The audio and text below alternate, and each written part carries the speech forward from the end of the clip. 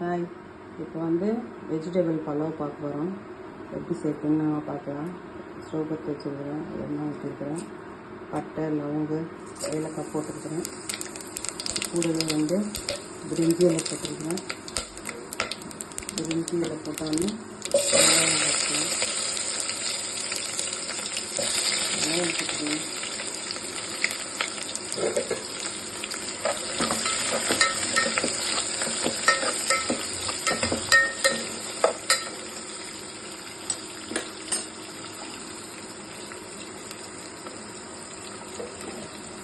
வெங்காயம் போட்டுக்கலாம். வெங்காயம் நல்லா வதங்கிட்டோம்.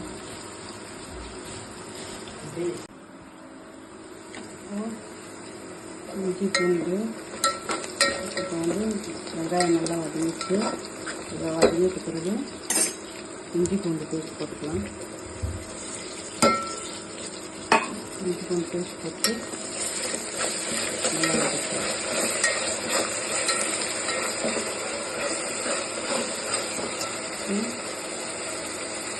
பச்சை மிளகாயும்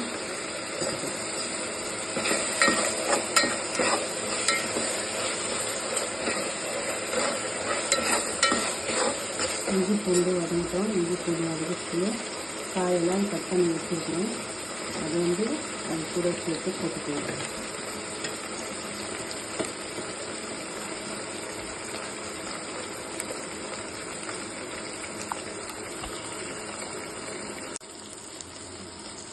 இஞ்சி பூண்டு நல்லா வதங்கிட்டு வதங்கினதுக்கப்புறம்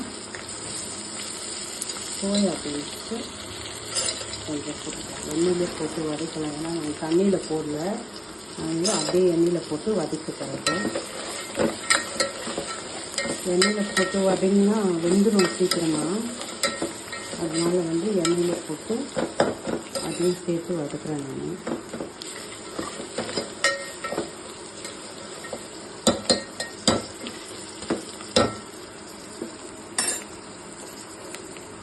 வதக்கிட்டு அதுக்கப்புறமா தக்காளி போட்டுக்கலாம்.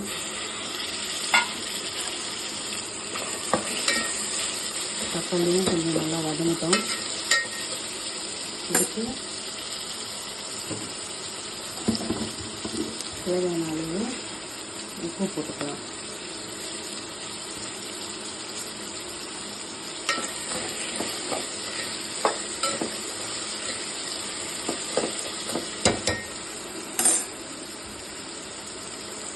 நல்லா வதங்கிட்டோம். இதெல்லாம் தக்காளி எல்லாம் நல்லா வதங்கிட்டோம். அதுக்கப்புறம் காய் போட்டுக்கலாம். தக்காளி எல்லாம் நல்லா வதங்கிடுச்சு. இந்த டைமில் நான் கட் பண்ணி வச்சுக்கிற காய் போடுறேன். கேரட்டு, பீன்ஸு, இதில் கொஞ்சம் உருளைக்கிழங்கு டேஸ்ட்டுக்காக நான் உருளைக்கிழங்கு போட்டிருக்கிறேன். இதையும் சேர்த்து நல்லா மிக்ஸ் பண்ணிக்கலாம்.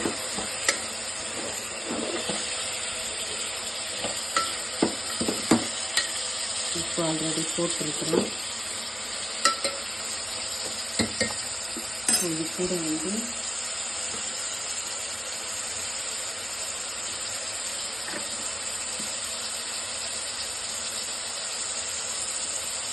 இப்போ கொஞ்சோண்டு தயிர் போட்டுக்கலாம். தயிர் போட்டு அதையும் சேர்த்து நல்லா மிக்ஸ் பண்ணிக்கலாம்.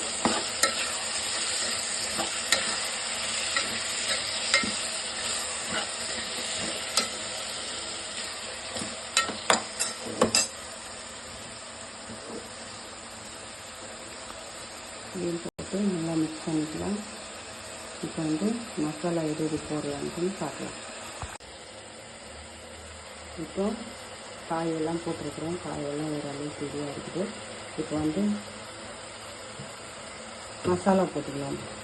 இப்போ மிளகாத்தூள், கரம் மசாலா போட்டுக்கலாம். போட்டு எல்லாத்தையும் நல்லா மிக்ஸ் பண்ணிக்கலாம்.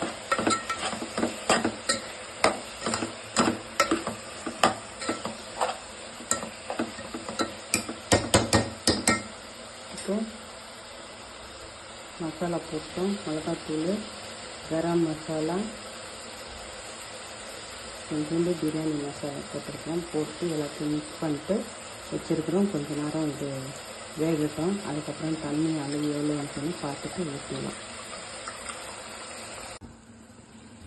இப்போ வந்து எல்லா மசாலாலாம் ஒன்றாயிட்டு நல்லா ஃப்ரை ஆகிடுச்சு. இப்போ வந்து தண்ணி வந்து அளவு காமிக்கிறது பாருங்க. இந்த கிளாஸில் வந்து நான் 4 கிளாஸ் போட போகிறேன். அதுக்கு 8 கிளாஸ் தண்ணி எடுத்துக்கலாம்.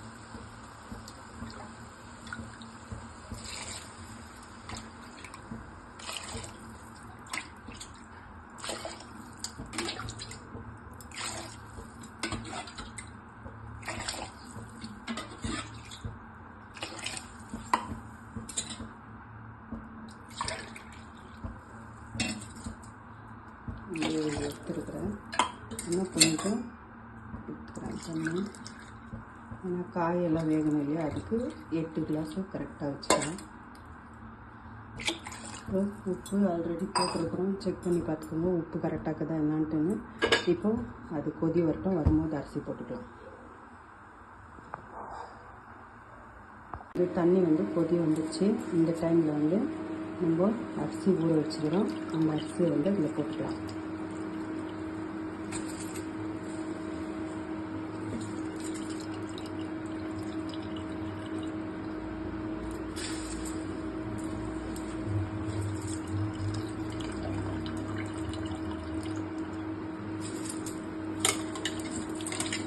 அரிசி போட்டுக்கலாம். இப்போ வந்து நான் கொஞ்சோண்டு வேக வச்சுருக்கிறேன் பட்டாணி. அந்த பட்டாணியும் இதில் போட்டுக்கலாம். இப்போ போட்டுட்டு எல்லாத்தையும் நல்லா மிக்ஸ் பண்ணலாம். மிக்ஸ் பண்ணிட்டு செக் பண்ணி பார்த்துக்கோங்க உப்பு கரெக்டாக இருக்குதா என்னன்னு பார்த்துக்கோங்க. அதுக்கப்புறம் லாஸ்ட்டாக வந்து கொத்தமல்லியும் புதினாவும் போட்டுட்டு மிக்ஸ் பண்ண போகிறோம். இப்போ வந்து அரிசி வந்து நல்லா கொதிச்சு இந்த டைமில் வந்து நான் கொத்தமல்லி புதினாவும் போட்டுக்கலாம்.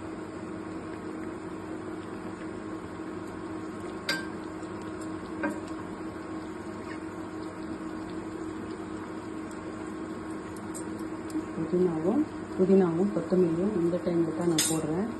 ஏன்னா முன்னாடியே போட்டால் அதில் இதுவாக இருக்காது. அதனால் அந்த கலர் எல்லாம் நல்லா வரணுன்றதுக்காக நான் இந்த டைமில் போட்டுருக்குறேன். போட்டுட்டு எல்லாத்தையும் ஒரு வாட்டி நல்லா மிக்ஸ் பண்ணிவிட்டு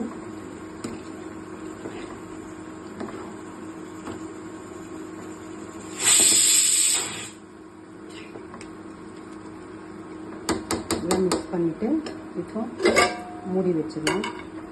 இப்போ கொஞ்ச நேரம் வேகட்டும். அதுக்கப்புறம் காமிக்கிறேன் என்ன மாதிரி இருக்குதுன்ட்டு.